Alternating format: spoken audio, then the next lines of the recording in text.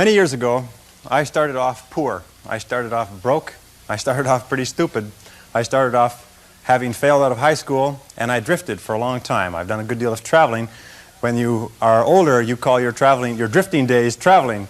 And I've done a good deal of traveling. And over the years, I began to study the subject of success. And I had one simple idea that came upon me in my late teens, and I think it was the most important idea that I've ever had. And it was simply this, that if you study successful people and you do what they do, you'll be more successful. And if you study unsuccessful people and you avoid doing what they do, then you will not be a failure. And then one of the things I've found that if you study success, you begin to internalize success principles. And if you practice proven success principles, and if you do what successful men and women have done throughout history, that you will be successful too. And it's such a remarkable discovery, but it has been worth a fortune to me. And what I want to talk to you about tonight is some of the principles that I've discovered in over 20 years of research. I serve as a consultant to over 200 corporations, and I have been a personal consultant to the presidents of $3 billion plus corporations. I have studied successful men and women. I have read biographies and autobiographies. I have looked at the characteristics and principles of them. I've studied philosophy and economics and religion and psychology and metaphysics. And I've come to 10 key qualities. Now, there may be more and there may be less, but I find that each of these 10 qualities that successful men and women have starts with the letter C. And the interesting thing about these qualities is, first of all, with them, success is predictable, and without them, failure is predictable. That if you have these 10 qualities, there's nothing in the world that can stop you from being an outstanding success. And if you lack sometimes even one of these qualities, that can be enough, can be the weak link in the chain that dooms one to a life of underachievement and failure. The second principle that I discovered with regard to these qualities is that they are all habit patterns of mind, and that nobody starts off with them, and that you can learn them, and that you can develop them with practice. And the third thing that I found is that if you will practice these principles until they become habits, until they become automatic for you, then nothing can stop you. So let's talk about these principles. They start with the letter C, each one of them. There's 10 principles. The first principle starts with the letter C. It says clarity. And clarity is the starting point of all success. It means clarity of thinking. It means thinking clearly, and it extends from thinking clearly to a series of other things. With regard to clarity, it means the ability to determine exactly what it is that you want to be, have, or do in life. And the more I study successful men and women, the more I find that every single one of them, the top 5%, are very clear about where it is they're going and what it is they want to accomplish. And when I look at unsuccessful men and women, or men and women who seem to be unhappy and floundering, I find that almost invariably they have a very, very limited sense of direction, sometimes no sense of direction at all. You see, we as human beings are goal-seeking organisms. We only function at our very best when we're working toward accomplishing something that is important to us. And in my estimation, 80 to 90% of all the unhappiness, hostility, violence, psychosomatic illness, alcoholism, drug addiction, and so on in our society is caused by people having no sense of direction. They don't know where they're going. As they say, if you don't know where you're going, any road will take you there. I remember the analogy, the fellow goes up to the edge of the woods and he sticks his rifle into the woods and he closes his eyes and goes blam, blam, blam, blam, blam. Puts his rifle down and turns to his friend and says, boy, I sure hope something good runs into that. Now, if you understand this principle is terribly important. You can be the most talented, the smartest, the best educated person with the most valuable contacts and all the advantages in life, but if you are not focused, it doesn't do you any good at all.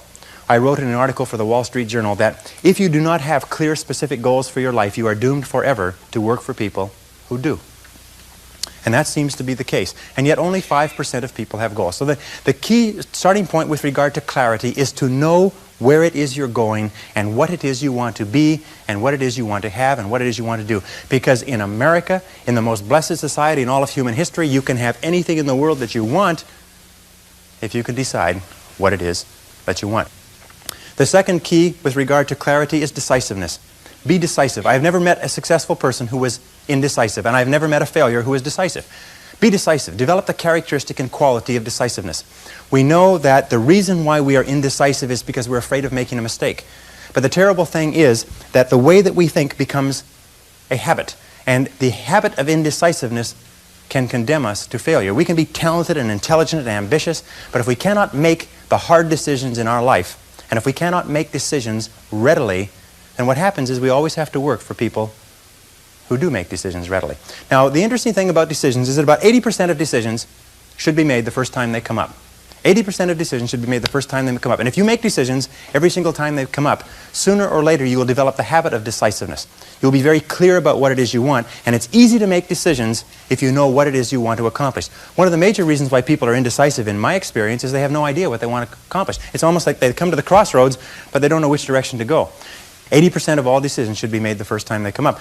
And I read a management consultant's report on decisions. He said, the thing to do about decisions is to make a decision. And if that doesn't work, make another decision. And if that doesn't work, make another decision. And if that still doesn't work, you're probably in the wrong field anyway. But the interesting thing is that if you make a decision, you gather momentum. And the difference between successes and failures is not that successful people make right decisions. It is that successful people make their decisions right. In other words, once they have made a decision, they make it come out right. Anybody who's ever started a business knows that when you start a business, you start off with a whole bunch of ideas which the market promptly tells you are completely wrong. And you probably lose your shirt or most of it. And you have to revise every single decision that you have. But the desire to survive economically, the threat of losing your shirt, is a great motivation to learn quickly and to make decisions. So make decisions. The third point under clarity is to have a vision for yourself and a vision for your life. The key to having a vision is to have a dream. They say in the song, you've got to have a dream if you want to make a dream come true. And you can fulfill your dreams. All the great movers and shakers throughout all of history have been dreamers. They've been people with dreams. They've been people with visions. All leaders have vision. In the Book of Solomon it says, where there is no vision, the people perish. And the metaphysical meaning of that is that where people lack vision, they perish inside, because they lose the excitement and the thrill of life. And what most people do, because of negative experiences, because of fear of failure and so on, is if they have a vision at all, they tone it down so it's so small and so safe that it doesn't turn them on. It doesn't excite them, and they wonder why life isn't exciting. A beautiful line I read not long ago said, the best way to predict the future is to create it. Which means to have a vision, and even though the vision is in the air or the sky, then build a foundation under your dreams. And when you see men and women who rise from poverty and obscurity to fame and renown, you invariably see someone who had a vision of what they could be and have and do that was far beyond what they were. Every one of us has had an experience. At one time when we were small, we had a vision of being grown up and having our own cars. And as we grew older, we had a vision of having our own homes and our own families.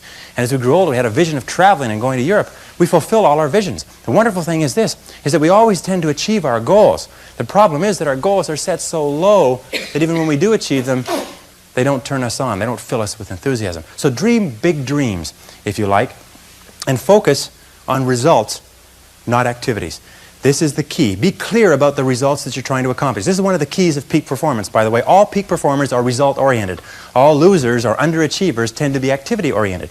And in activity orientation, what they do is they work very, very hard. Sometimes they work frantically. Sometimes they work longer hours than you do, but they lose sight of the results. Ben Trigo, the strategic thinker, said, the very worst thing in the world is to do very efficiently what need not be done at all.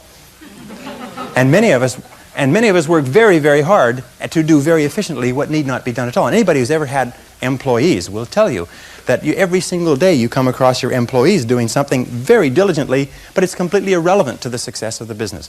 So focus on results. Here's a key question to ask yourself in your working life. I think it's one of the most important key questions. I'll give you two. Number one is, what results are expected of me? What results are expected of me? Not what activities, but what results or what outputs, what am I supposed to produce in my job? A second question you can ask yourself is, why am I on the payroll? Why am I on the payroll? Many people, especially in sales, they make the mistake of thinking that shuffling cards and reading through their sales literature and organizing their multiple listings and having coffee with the other people and reading the newspaper advertisements that they placed last week, that this is all part of selling. No, selling is when you're face-to-face with a real live prospect who is willing and able and capable of buying a product. Everything else from that is self-delusion. What results are expected? The results that are expected of us in selling are sales. And the only time that we are working is when we are doing something that contributes directly to that result. Isn't that true? Of course. But of course, why do we do the other things? I've come to the conviction that the reason why we do the other things is because they are fun and easy rather than hard and necessary. I think the major reason why people fail in life, if I can pass this on, which wasn't part of this, but the major reason why people fail in life is because of the expediency factor. That we always do, and we always take the fastest and easiest route to get the things that we want. But the fastest and easiest route in life is almost always the route to failure. It's short-term gain for long-term pain. We do what is fun and easy today instead of what is hard and necessary, and then we have to do what is hard and necessary at the end of our life when it's too late. And you'll find that the willingness and the ability to discipline yourself, to be clear about what it is you want, to be clear where you're going, to be clear about the results that you're expected to accomplish, and then to only work on those results. The ability to discipline yourself to do that is absolutely critical for success. It is not possible to conceive of a person being successful who is not capable of disciplining themselves to do what is hard and what is necessary rather than what is fun and easy. And especially when it comes to managing your time, when it comes to looking at what you should do on a day-to-day basis, focus on results, not activities. Now let me give you a method which has helped me. Write out your goals. All goals have to be in writing, by the way. If you don't have your goals in writing, then they're not really goals at all. They're merely wishes. And as they say, a wish is merely a goal without any energy behind it. Have your goals in writing. Write them out very specifically and clearly, and then do this. Every single morning, rewrite your major goals in the first person singular as though they already existed. Rewrite your major goals every single morning. Now, this should take you about 2 to 4 minutes, maybe 5. You can do it all in a paragraph. If, for instance, if your goal is to earn $50,000 a year, every single morning write, I earn $50,000 a year. If your goal is to be excellent in real estate, say, I am an excellent salesperson in my field. If your goal is to weigh a certain number of pounds, if your goal is to enjoy a certain kind of life, write down your major goals in the first person singular as though they already existed today every single morning. And then every single evening, take about 5-10 minutes, instead of watching television, just before you turn on the television, say, wait a second, I've got to review my progress. And sit down and review what you've done in the course of the day and say, what have I done right today? What have I done right that's moved me toward my goals? And second question is, what would I do differently if I had today to do over again? Those 4 steps, by the way, writing and rewriting your goal each morning, reviewing them in the evening, and asking yourself those 2 questions. What did I do right? What did I do that moved me toward my goals today? And what would I do differently if I had the day to live over? If you'll ask yourself those 2 questions, in the next 30 days, you'll accomplish more than you accomplished in the last 6 months. This is the most incredible method I've ever seen. I learned it some years ago. Just rewrite your goals every morning. Because every time you write your goals down, you're programming them into your subconscious mind. When you program them into your subconscious mind, you set up a field of vibration within your brain. And this law of attraction, based on this field of vibration, attracts into your life people and circumstances that harmonize with your dominant thoughts. Everybody here has had the experience of starting to read about a subject, think about a subject, become interested in a subject, and suddenly you started to attract into your life books, magazines, articles, conversations, people, opportunities to expand on that subject. Have you had that experience before? What you do is you create a force field, which we cannot explain scientifically, but it is a field of vibration that goes out from you and attracts back into your life everything that you need to realize your dominant goals. And everybody's had the experience of writing down their goals at the beginning of the year and opening up the envelope at the end of the year and finding that 80% of the goals have been accomplished. Have you ever had that experience? Absolutely remarkable, isn't it? The only problem with goals is that we don't set enough of them and we don't set them highly enough. You can have anything you want. Imagine you could have anything that you want, anything that you can hold in your mind on a continuing basis, you can have. Anything that you are crystal clear about wanting and are willing to pay the price to get, you can have. So clarity is the key. Be clear about what you want. Be clear about what you have to do to get it. Be clear about your vision. Be clear, speak, walk, talk, and act with clarity. And that's the final point with regard to clarity, is I have seen many men and women who have tripped themselves up by being beaters around the bushers, if you like. They are very careful about whatever they say, and by the time they say it, people have gone home for lunch. And one of the keys to success is to be very straight and to be very clear, be very precise. Interesting, one of the reasons why people do not speak to the point is for fear of offending others. Isn't that true? For fear of offending others. Interesting study they did last year. They asked a great number of executives, male and female. They said, if you had to tell a person something unfortunate with regard to their career that was going to affect their lives, and this is something that you've known for a long time, how would you go about breaking the news to them? And each of the person described the strategy they would take. They would set up the timing right. They would start off with a talk about talking about subjects that they had in common. They would close the door and keep out the noise. And anyways, they went around and round, and they're all circuitous routes of how they would get to the point. And then they reversed the question. They said, how would you like to be informed of this same subject? And every single one of them said, I'd like to be informed in a straightforward way. I'd like somebody to tell me straight the news. You see, all of us want to be dealt with in a straightforward way because we know we can take whatever it is. But we think that everybody else is too fragile So what we do is we pussyfoot and tippy-toe around and avoid giving them the news, and we finally do get the news to them. It sometimes causes more problems than is necessary. So be straightforward. Be clear in your language. Be clear in your actions. Let people know exactly where you stand, and let people know exactly what you've said and what you mean. Very, very important. And it takes practice, by the way. Every single one of these habit patterns, every single one of these qualities has to be learned by practice. The second, letter C, is competence. And this is a discovery that I made a couple of years ago, and it just staggered me because I've been studying success for years. And then there's the book In Search of Excellence, and then there's The Pursuit of Excellence, and then there's Refinding Excellence and Losing Excellence, and all the excellence books. And I sat down and looked at this whole concept of excellence, and I saw something that I hadn't noticed. It's almost like something brought to the surface of your mind. I noticed that every single man or woman that I had studied who had achieved any kind of success in any field whatsoever had done it after they had made a commitment to becoming excellent in that field. And I began to look, and I began to compare, and I began to talk to people, and I speak to thousands of people virtually every month. I found that I never found a single person who was successful who was not excellent at what they did. That competence, the commitment to becoming excellent in your chosen field, is an indispensable prerequisite for success. That if you are not good at what you do, you haven't got a chance in our competitive society unless you win the lottery. That success is predictable. If you commit yourself to becoming excellent, it does a whole lot of other things within your mind, but if you commit yourself to becoming excellent, it changes everything about you. And only the top 5 or 10% are excellent. You've heard the rule, the 80-20 rule, the Pareto principle, that the top 20% of salespeople make 80% of the sales, that the bottom 80% of salespeople make 20% of the sales. Do you know what the difference, the ratio is there? The ratio is the difference between 16 to 1.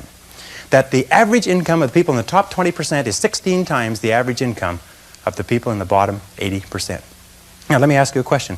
Does it mean the people in the top 20% are 16 times better than the people in the bottom 80%? 16 times more experience? Do they work 16 times the number of hours? Do they have 16 times the number of years of education? Are they 16 times more handsome? Are they 16 times anything? You know that it's not humanly possible to be twice as smart as somebody else. Unless you're looking at very, very unintelligent people and very, very brilliant people. It's just really not humanly possible on average for us to even be twice as smart as anybody else.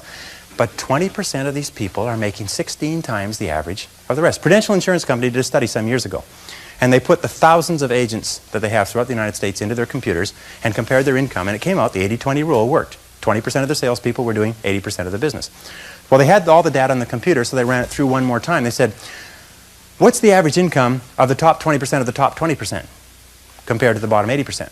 Now, for those mathematicians among you, that works out to the top 4%. What was the average income? They found the top 4% were earning, on average, 32 times the average of the people in the bottom 80%. So they said, this is interesting, and they ran it through one more time. They found that the top 20% of the top 20% of the top 20%, which is the top 0.8%, that's good, top 0.8% were earning, on average, 54 times the average of the people in the bottom 80%. What they found is that in every state and in every major city where they had an office with a large number of agents working out of it, there was one agent who was selling the same product at the same price to the same people with the same competition under the same circumstances, under the same set of difficulties in the economy, who was earning 50 times the amount of the average adult. That there were 50 agents in the office and one person was earning more than all of them put together. Isn't that amazing? And one of the things they found is that the key to this was that each one of these agents had made the commitment to become excellent early in their career. They didn't say, I'm going to go into this and I'm going to earn a living. They said, I'm going to go into this and I'm going to be the best. And they read every single book written by the top agents. And they went to every single seminar and they listened to every single tape. And they spent every single hour they could with other successful people learning what they needed to know to be successful. You must commit yourself to excellence. You must commit yourself to becoming the best. And the wonderful thing is that excellence is a journey. It's not a destination. You never get there. Complacency and satisfaction are the key enemies of excellence. But once you commit yourself to becoming excellent, the whole world opens up for you. A very important point of excellence is this means simply this. Do your best every time out and always strive to do it better. Do your best every time out and always strive to do it better. Remember, it's usually the last 5 or 10% of any job or project that makes all the difference. And what we do is we get to 90% done, and then we start to drag our heels. We start to put the paperwork aside. We start to think of excuses. We start to do what is fun and easy rather than what is hard and necessary. A second point with regard to excellence is this, is that if you are not excellent in your field, you don't go anywhere. you're locked in place. I had a young man come up to me at an employment seminar not long ago, and he said, there's no opportunities in sales. He said, I just got laid off. And I said, young man, I said, if you were good in your field, you would not have been laid off, because good salespeople are the rarest people in our society. And he just said, well, I said, have you ever studied sales? He said, well, I don't need to study sales. I said, why not? He says, well, I just do what comes naturally.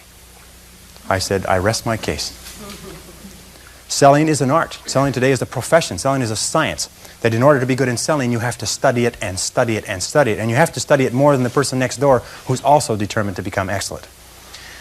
Excellence yields opportunities, because when you become good, you open up. It's almost like the Red Sea of opportunity opens up in front of you.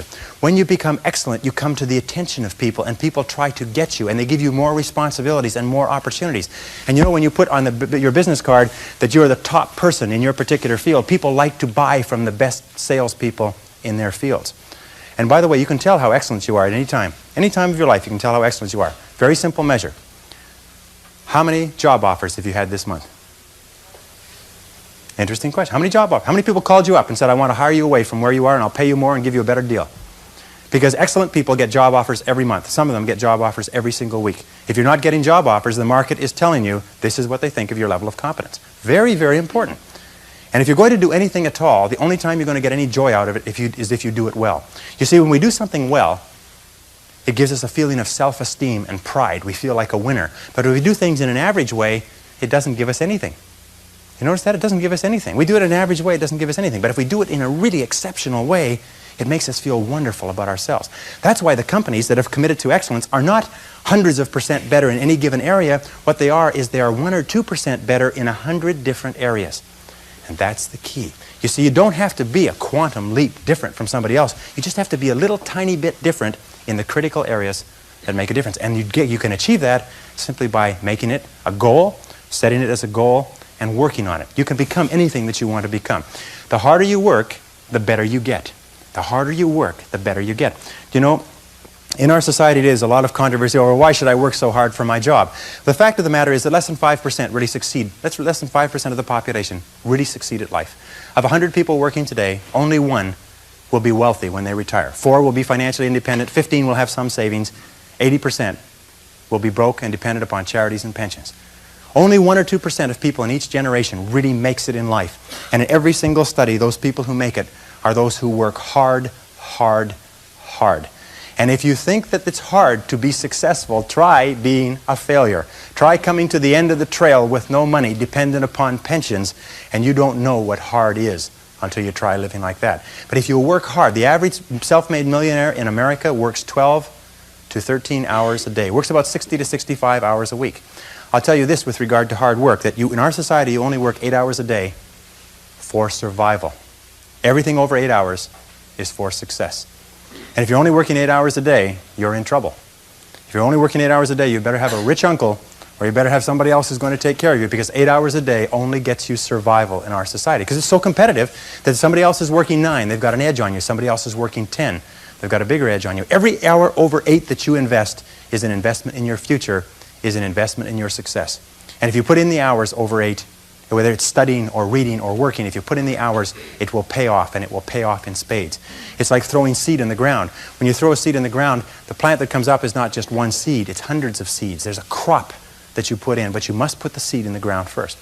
The market only pays excellent rewards for excellent performance. It pays average rewards for average performance. It pays below average rewards for below average performance. And I talk to men and women all over America who are unhappy, and they're sad, and they don't like their work. And you know why? It's because they're not good at what they're doing. Well, let me give you a couple of key points. First of all, you'll never have a feeling of self-esteem and self-worth. You'll never feel wonderful about yourself until you know that you are good at what you're doing. Number 2 is, if you do not love your work enough to want to be the best at it, get out of it the way you would get out of a burning house. Do not stay at a job that you do not love, because it is the high road to failure, dissatisfaction, frustration, and unhappiness in life. Concentration. I think that the ability to focus and concentration are the 2 keys to success in life. That the ability to focus clearly and know exactly what it is you want to accomplish, and the ability to concentrate single-mindedly on accomplishing that one thing without diversion or distraction, are the keys to success. It's the number 1 key to effectiveness, is to be able to sit down and look at your work and use the 80-20 rule. Say to yourself, which is the 20% of the number of things that I have to do that account for 80% of the value of my work? And always work on the top 20%. You see, in life, there's never enough time to do everything, but there's always enough time to do the important things. Instead of doing what is fun and easy, which is what most people do, you know what they do? They make a list of everything they have to do, and then they start at the bottom of the list and they work on the irrelevant things. At the end of the day, they haven't got anything done. Successful people, peak performers, concentrate on the top items. And remember, anything other than working on the top items on your list is a waste of your time. And time management is not just time management is life management. You can do anything you want with your life if you'll manage your time properly. We all have the same 24 hours a day, and the ability to concentrate, to discipline yourself, to use willpower and perseverance to concentrate on one thing at a time is a quality of all success. Nothing great has ever been accomplished without the ability to concentrate single-mindedly on one thing at a time. Always concentrate on the best use of your time. Here is my favorite time management question, which I give to you for free. It's simply this. Before you start anything, ask yourself, what is the most valuable use of my time right now? Make a list and say, what is the most valuable use of my time right now? When you get into your car, say, what is the most valuable use of my time right now? When you leave the house or leave the office, say, what is the most valuable use of my time right now? Ask yourself that question over and over and over again. Repeat it and repeat it and repeat it until it's driven into the subconscious mind as a command. And whenever you have a temptation to do something that is small and irrelevant, that command will go, blam, what is the most valuable use of your time right now? And you, ooh, and it'll push you into doing what is the most valuable use of your time. And whenever you're working on the most valuable use of your time, you feel great. You get concentrated effort is a source of energy and enthusiasm. It makes you feel wonderful when you're working on something important, and it makes you feel nothing when you're working on something irrelevant. Develop a sense of urgency. A sense of urgency is a quality that is possessed by only 2% of the population. 2% of the population do things fast. 2% of the population have a bias for action. In Tom Peters' wonderful book, In Search of Excellence, he says that all the excellent companies have a bias for action. And all of the companies that do not classify or do not come into the excellence category do things when they get around to it. You call them up and you have a problem or a complaint. You hear from them 3 or 4 weeks later. But the excellent companies, you call up with a problem or a complaint, and bang, there's somebody back to you in 2 minutes. If you ever want an experience, call IBM, call Hewlett-Packard, and say, I'm having a problem getting some information. I'm having a problem with my PC. They won't let you off the phone until they've taken care of you. You call the other companies, they'll say, it's not my job. They'll say, the guy who takes care of that isn't here. When will he be back? I don't know. Can you take a message? I don't have a pencil. You know, you've spoken to those people? And then they can't understand why they're struggling. You know that 20% of the companies make 80% of the profits in every industry? Interestingly enough. So develop a sense of urgency. Get the reputation as the person who does things fast. Develop a reputation for speed and dependability, and your future will just open up in front of you. Imagine if you owned a company, and you had 2 people in the company, and both of them were reasonably well talented, both of them were doing reasonably well, except one person had a sense of urgency and did things fast. And every time you give them something to do, they took it and they ran with it like a ball player catching a fumble and running for the goal line. The other person got to it after lunch or maybe next Monday or no rush, week's almost over, Thursday afternoon, and so on. Which one would you give additional responsibility to? Which one would you promote? Which one would you spend money training? Which one would you send to places where you needed help? It's always the person with a sense of urgency.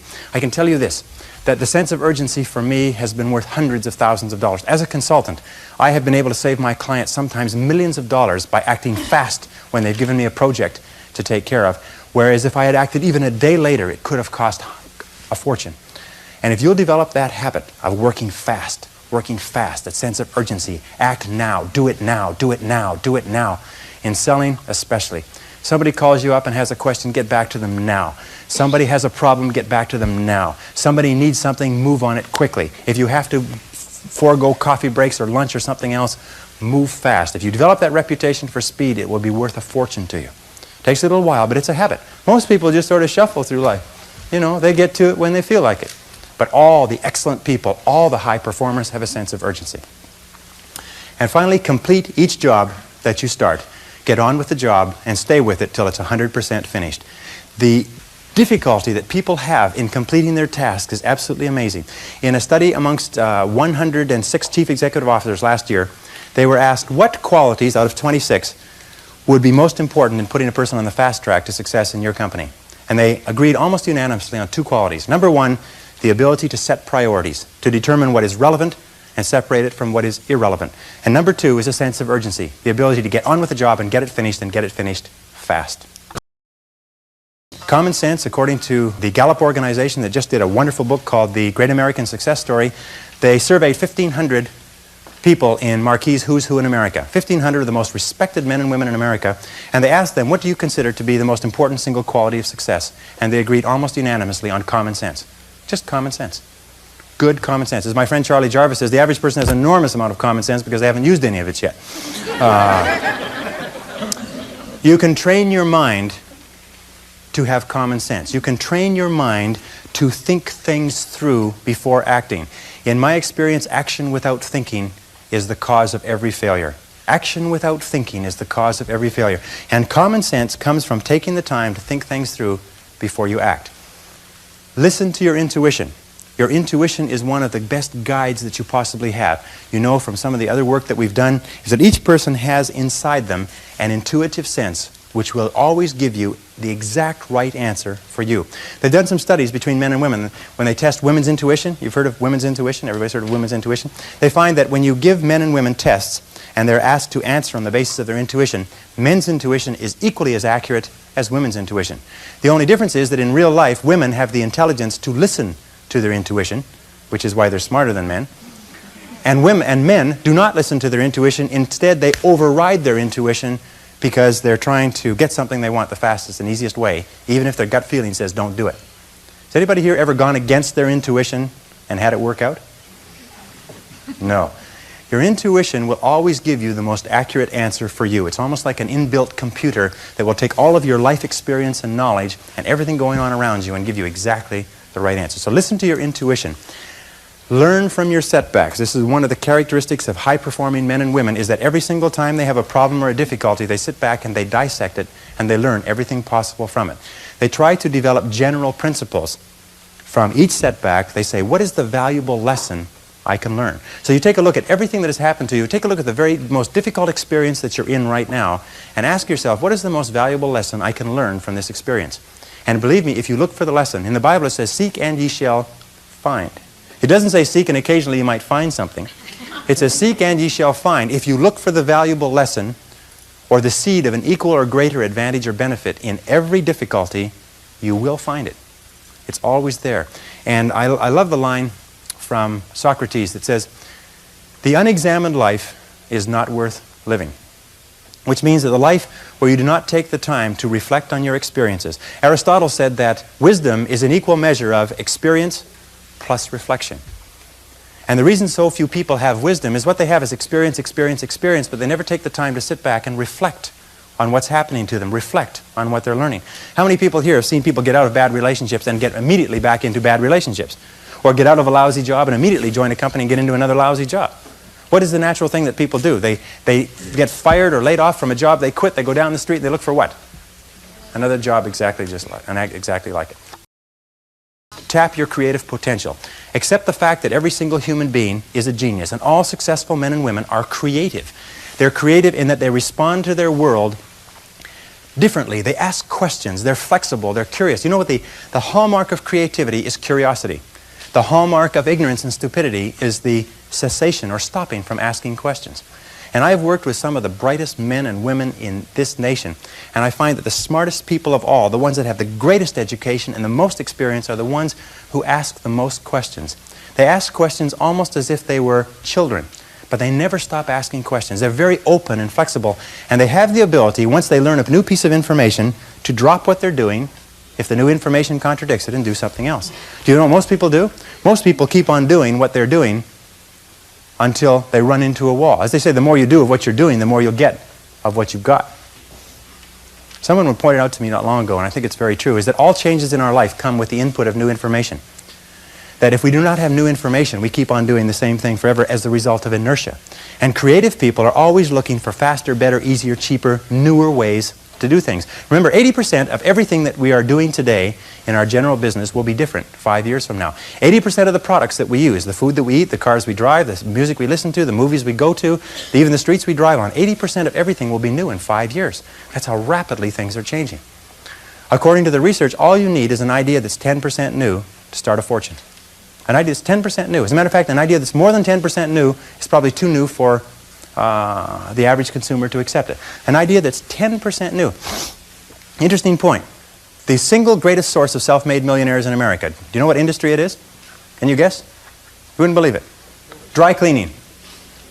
Dry cleaning shops is the greatest single source, one industry that's contributed more self-made millionaires than any other industry. Dry cleaning shops. Now the key to this, if you want to become wealthy, if you want to be, I'm going to tell you something, that if you want to be wealthy in life, if you wish to become very wealthy, if you wish to become even a millionaire, you can do it if you're willing to pay the price. But most people become millionaires by offering a good or service that people use all the time, and they offer it just a little bit better.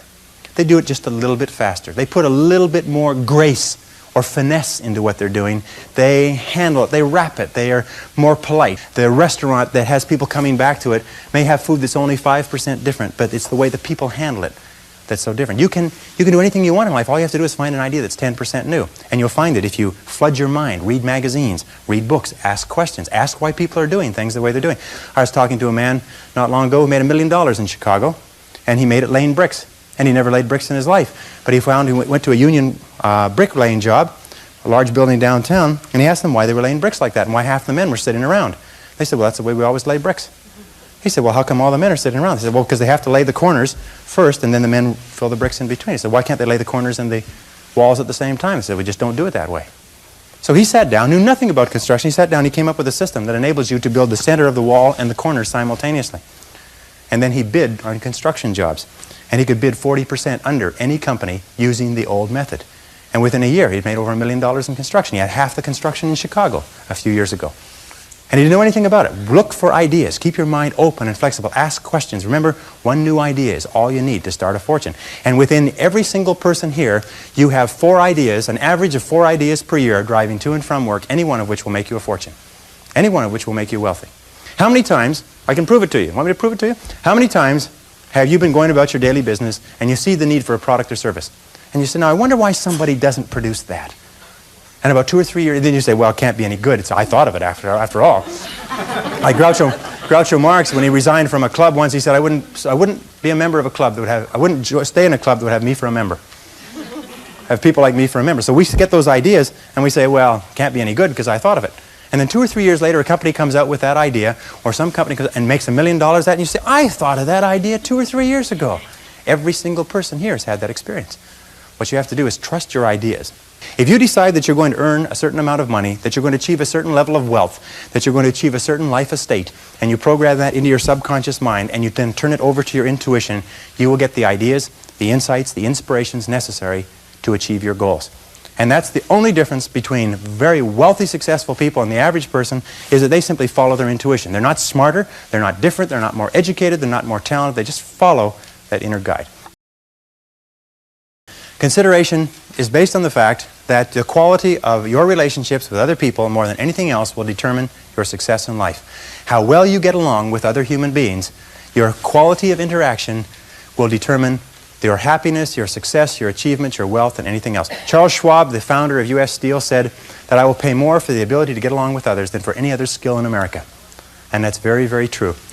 Develop the people skills that you need to be successful. Take courses in communications. Take courses in effective listening. Take courses in public speaking. You know, one of the most important parts of communicating and getting along well with others is the size of your vocabulary. You've probably heard that before. The size of your vocabulary, your ability to express yourself orally, your ability to stand on your feet, your ability to write effectively and get your point across to others will have a tremendous impact on your life. Because you cannot imagine a successful person who cannot communicate effectively with other people. And you can develop the capacity to be an excellent communicator. If you were to learn one new word a day, if you were to make an effort by carrying a dictionary around, I have taught myself French, Spanish, German, and smatterings of about 10 other languages. And the way I taught myself that was I learned the basic vocabulary, I studied it, learned the basic vocabulary, and I carried a dictionary around with me. And every time I saw a word I didn't know, I looked it up in the dictionary. And within a very short period of time, I could eat, live, walk, talk, and speak fluently in those 3 societies. And I've traveled all over the world in those 3 languages. Sometimes I get in a position where I'm talking to a person in French and a person in German and a person in Spanish, and my mind goes, and I end up babbling. But nonetheless, you can learn it just simply by looking up the word. If you looked up one word a day, which would be 365 words a year, within 5 years, you'd be one of the best educated people in history. because every word that you learned would introduce you to about 10 more. It sort of opened the door to about 10 more. The average child learns almost 5,000 words in the first 5 years of life. The average adult learns less than 5 words a year. And yet words are the tools with which we think. That the more words we have, the better is our thinking. Just like the more tools a craftsman has, the better is what he creates. The more words we have, the better is the world that we create. So communications is important. The most important part about consideration is to practice the golden rule. I think that the golden rule, which is based on the law of sowing and reaping, whatsoever that you would have men do unto you, do you so unto them. You get out of life exactly what you put in. What you sow in your relationships, you reap in your relationships. The golden rule is the key to consideration. But you can practice, you can learn to be more effective with other people. You can take courses in it. You can study behavioral psychology.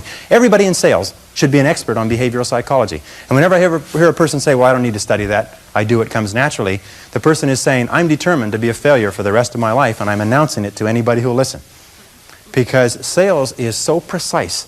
The ability to communicate and to persuade and influence other people is such a complex field that some psychologists study it all of their lives. If you become excellent in it, you can write your own ticket. Almost all entrepreneurial fortunes, people who start with nothing and become millionaires, do it because they're good salespeople. They're good at convincing others. They get excited about their ideas, but they have the skills to be able to persuade other people to go along with them. Does that make sense? Of course, because the opposite to persuading and influencing other people is to be ignored by other people and to be influenced by them. So it's a matter of choice. The Carnegie Institute of Technology did a study about 10 years ago now, and they studied 10,000 men and women who were let go from their companies. And they found that 95% of the people who were let go from their companies were let go because of their inability to get along with others. This is caused by low self-esteem more than anything else. In my estimation, those of you who know that low self-esteem, more than anything else, causes our personality problems. Not liking ourselves, not accepting ourselves, feeling inferior inside, causes us to lash out at other people. And the wonderful thing is that if you're clear about your goals and you're committed to becoming excellent and you concentrate single-minded on what is important to you, you have a tendency to like yourself more. Your self-esteem goes up. Your ability to get along with other people goes up. But if you have no goals and you're not very good at what you do and you're just doing whatever comes to hand, then your self-esteem goes down. So one of the things that we're talking about here is the building of the characteristics, the personality qualities that guarantee success. And self-esteem, of course, is the foundation of all success in relationship. Consistency. Consistency is absolutely critical. You can have all of the others, but if you're inconsistent, it's going to really hurt you. Consistency means that dependable, steady, predictable work is always vastly superior to spurts or flashes of brilliance and genius. That the person who is like the tortoise, who just plods steadily away, old steady Eddie, is always the person who tends to be more successful than the one who flashes here and flashes there but cannot be counted on over the long term. Be consistent in your relationships. Especially be consistent with your family, be consistent with your friends, be consistent with your boss, be consistent in your work. Make it so that you are the type of person that everybody can depend upon, that people will believe in and they'll depend upon, and they know that if you say something, that you'll do it. That if you say you will be somewhere or if you undertake a responsibility, that you will fulfill that responsibility. That sort of consistency, that sort of dependability is one of the most valuable things in the world of work today. I work with so many companies and I have staff that work in my companies, and I know that the greatest joy that an employer can have is to give a person a job and know that it'll be done. And the most aggravating thing in the world is to give a person a job and have no idea if it'll be done to a particular quality, if it'll be done on time, or anything else. Just being the steady person. You don't have to be a genius. You don't have to. One of the things that I found, if I can pass this on to you, one of the things that I found when I was a young man, this cost me about 10 years of life, by the way. Not 10 years so much, but 10 years in that I thought that you had to have good grades in school in order to be successful. And then later I thought that you had to have a university education in order to be successful. And then later I thought that successful people are people who are somehow better than you and I. They somehow have unique talents, that somehow the gods have descended from Olympus and touched them on the heads. But one of the things that I found is that nobody is better than you or I. When you see men or women accomplishing great things, they're not better than you or I. They're not different from you or I. They're just doing things in a different way. You look at a person you went to school with who's now doing surgery as a doctor. The person's the same person, except that they've learned how to do surgery. You look at a person who you went to school with who is now an outstanding success in a particular field. All they've done is learned how to be a success in that field. and consistency. There's a law of accumulation in the universe, if I can pass this on. A law of accumulation that says that even though you do 100 things or 1,000 things that you don't see, eventually they accumulate and they gather a force of their own. That every single great accomplishment in life is the result of thousands of minor accomplishments that nobody ever sees. One of the people on the program, Lifestyles of the Rich and Famous, who had become successful as a singer, they said, "Isn't it wonderful that you've become so successful as a singer?" She said, "Yes, it's wonderful." She said, "But when I'm up on stage in Las Vegas and I'm making $50,000 a week or whatever it happens to be," he says, "nobody sees the 16 years that I spent traveling around, living in a van, singing in cheap honky-tonks where people throw up on your piano and get drunk on the floor in front of you. Nobody sees the 16 years of living on the road, living at an average of less than $5,000 a year. What they see is the person up there on the stage. But every single great success was at one time a failure. And they failed and failed and failed and failed over and over again. And all great successes are a story of failure, failure, failure, failure, failure. Outstanding success. Boy, ain't he lucky. Isn't that right? Boy, he was lucky. He sure had the right connections. So consistency is important. And even if you don't see yourself getting the results, be consistent. Keep working. Steady, steady, steady. Knowing that you're accumulating. You're putting yourself on the side of the angels when you're working consistently. Finally, with regard to consistency, guard your integrity as a sacred thing. As Ralph Waldo Emerson said, nothing at last is sacred but the integrity of your own mind. Never compromise your integrity for anything. And never compromise your peace of mind for anything. You see, compromising your peace of mind is a way of compromising your integrity. Never do anything that disrupts your peace of mind. If it makes you feel unhappy, get out of it. Don't stay in relationships, don't stay in jobs, don't stay in situations that cause your peace of mind to be disrupted, because your peace of mind is the highest good that you have. And a person who practices consistency consistently structures their life so what they are doing is being true to themselves.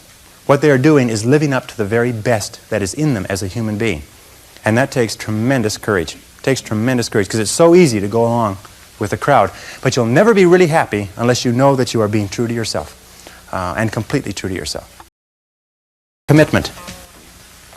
I have found that the ability or the willingness to make a complete commitment to a job, a commitment to a relationship, a commitment to a profession, to make a commitment is one of the hardest things that human beings do. That very few people make commitments. That most people in this room, I hate to say it, most people in this room are not totally committed to their work. Oh yeah, they're doing it, they're in it, they're doing a reasonably good job, nobody's fired them yet, right? But they're not committed, their whole heart isn't into it. And yet no success is possible without commitment. Who is it that Emerson said that every great achievement is the triumph of enthusiasm? That the ability to commit yourself enthusiastically, wholeheartedly, 100% to what you want to do is the starting point of all achievement? That if you cannot commit yourself wholeheartedly, it probably means that it's not right for you? And that all of us in life seek for something that we can commit ourselves to. Alan Cox, in his book, The Achievers, which came out last year, found that the executives in the corporations that he studied who achieved the very most in the shortest period of time had found the proper niche for themselves and had lost themselves in their work. Dr. Shirley Blotnick's study of self-made millionaires, 83 out of 1,500 people became self-made millionaires over 20 years. He found that the one quality that they all had in common was that they picked work that they loved, they specialized in that work, they became very good in it, and they eventually became paid very well for it, and then they held on to the money. I throw that last one in because I know a lot of you can relate to that. They held on to the money. They didn't gamble or speculate. They were very conservative with their money. They got paid more and more, and they held on to it. One of them started off cleaning toilets on the night shift for an airline. And today he's the president of the airline and makes $1,950,000 a year. Now, he's been with the airline for 35 years, but it's not difficult to become a millionaire when you're making $1,950,000 a year. Even with taxes, you can still do pretty well. He found that the quality that separated these people from the ones who struggled for 20 years and weren't much further ahead than when they started was that they became totally absorbed in their work, totally committed to their work. They lost themselves in their work, and when they lifted up their head about the age of 43, 44, their accountant told them, by the way, you're worth over $1 million now. Did you know that? Most of them became wealthy without even knowing it. And so it's important that you find the work that you can commit yourself to. It's important that you find the relationship you can commit yourself to. And if you are an employer and you have people working for you who are not committed to their work, these people are like rotten apples in a barrel. I have found that people who are not committed to their jobs are people who will always cause trouble within an organization. And that people who are committed, you don't have to be the most talented, and you don't have to be the best looking, you don't have to be the best educated, but if you're committed to your work, you'll do more than all the people with all of those blessings. So commitment is important. Commit yourself to your boss, Commit yourself to your job. Commit yourself to your relationships. Commit yourself to your company. Loyalty is one of the most valued single qualities in work. And Peter Drucker says that more executives fail in life because of lack of loyalty to their companies, to their boss, than for any other reason. And why is lack of loyalty? Lack of loyalty is just the expression of lack of commitment to that organization. Courage. Courage means that you have the ability, you have the willingness to confront your fears. Because what I've found over the years is that brave people, courageous people, are not people who are not afraid. They're simply people who master their fears. They're simply people who face their fears, confront their fears. And Mark Twain said it many years ago. He said, with regard to fear, he said, do the thing you fear, and the death of fear is certain. Now, fear and courage tend to be habits. That if you are afraid and you give in to the fear and you back away, it becomes a habit to back away whenever you're afraid or unsure. If you're afraid and you force yourself to confront the fear, it becomes a habit to confront the fear whenever you find something that you're afraid of. And you'll find that most fears disappear when you confront them. Then most fears, fears of failure, fears of rejection, fears of loss, fears of pain, fears of limitation, fears of the loss of a relationship, fears of ill health, most of these fears disappear when you confront them head on. It's almost like as you push them, they just turn into smoke and disappear. Dare to go forward in your life. Dare to go forward in the direction of fulfilling your potential. When I was, many years ago, I was a karate student. I was also a karate instructor, and I competed in 3 international championships. And one of the things that I learned from my best karate instructors, and I studied under 6 world champions, is they told me that when you fight, always move forward. Even if you're only moving forward half an inch at a time, he says, always move forward. He said, when you're moving forward, 100% of your attention is forward. But if you're moving backward, even a half an inch at a time, half of your attention is always behind you and where you're going. So always move forward. Always dare to go forward. Whenever you have a choice of either staying still and playing it safe or moving forward, move forward. Not because you'll necessarily succeed every time, because it reinforces and cements the habit of moving forward. And most people, when they have a choice of moving forward or playing it safe, play it safe. But I think General Douglas MacArthur said, there's no security in life, only opportunity. Life is very perverse in a way, because the more we seek security, the less we have it. And the more we seek opportunity, the more we have security. Helen Keller said this beautifully. She said, life is either a daring adventure or nothing at all. That the tendency, she said in the earlier parts of this statement, she said the tendency to seek security is the low road to failure. That courage is absolutely essential. And one of the things that I used to think that if you were really courageous, eventually you got to the point where you weren't afraid. I'm going to tell you something, that if you're not a little bit afraid, at least 3 or 4 nights a week, you're not trying hard enough. If you're not falling on your face over and over again, if you're not trembling when you go to sleep with your heart pounding, then what is happening is you're not trying hard enough. You're living too far within your potential. That all really successful people live on the outside edge of what they're capable of. And it's always a little bit scary on the outside edge, because we all have feelings of uncertainty. We all have fears. We all have doubts that hold us back. But the brave person is simply the person who moves forward and keeps taking the chance. And you cannot imagine a successful person without courage. You cannot imagine a successful person without the courage to face and confront their fears and to move forward. In my experience, the fear of failure is the greatest single reason for failure in adult life. The fear of failure, the fear of making a mistake, of losing our money, our time, our effort, is what paralyzes us and holds us back. But the fear of failure is a habit which can be counteracted by the habit of courage.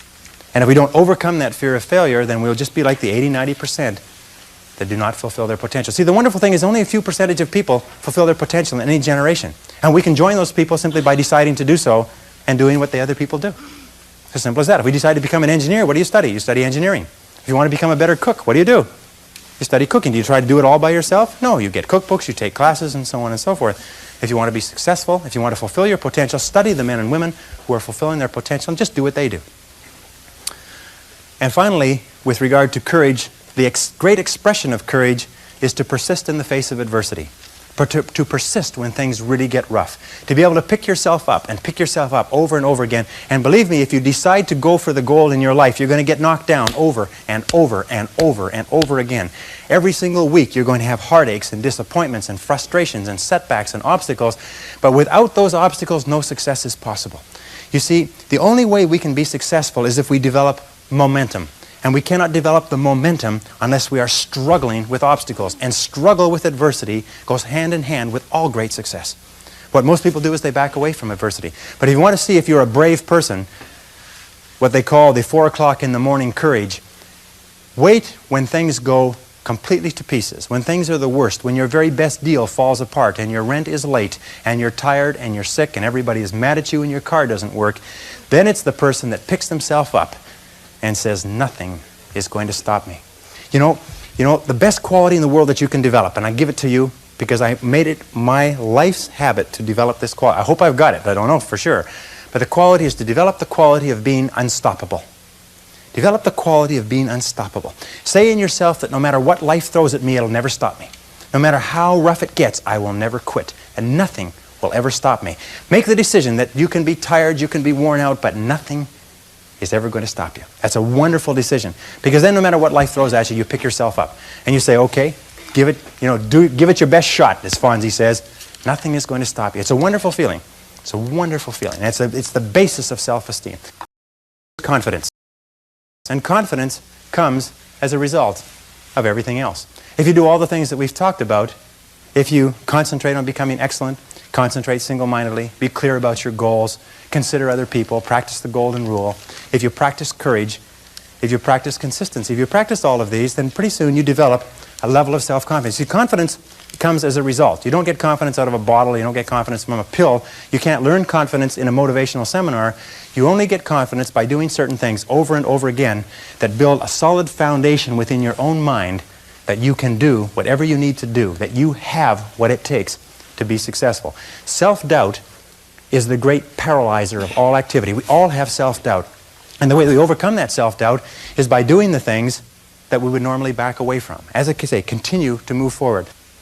Self-confidence begets great achievement. You cannot imagine a successful person with lacking self-confidence.